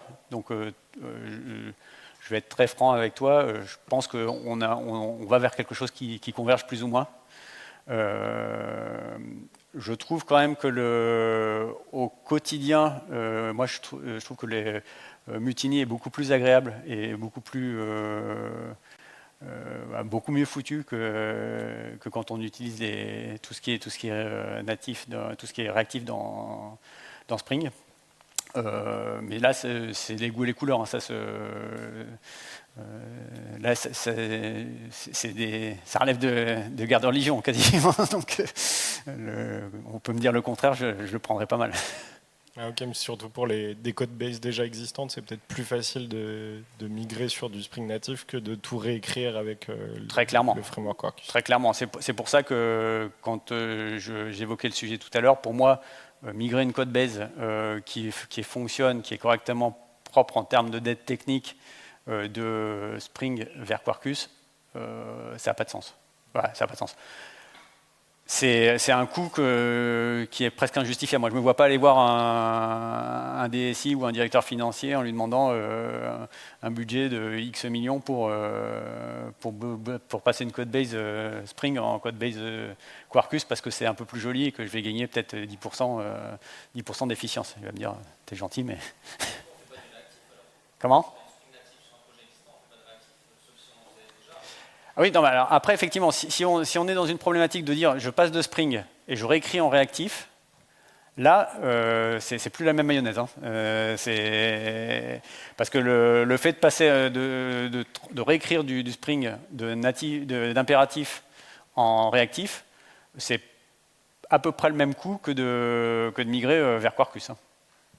Donc là, clairement, si on est dans cette démarche-là, ça justifie, ça peut se justifier beaucoup plus. Non, je pensais plus par rapport à des code bases où on fait la migration de la code base complète sans changer de paradigme, et petit à petit, on intègre du paradigme réactif au fur et à mesure. Mais là, c'est sûr que si on se dit, bah voilà, je veux réécrire un microservice from scratch d'impératif en réactif, là, ça vaut le coup de se poser la question.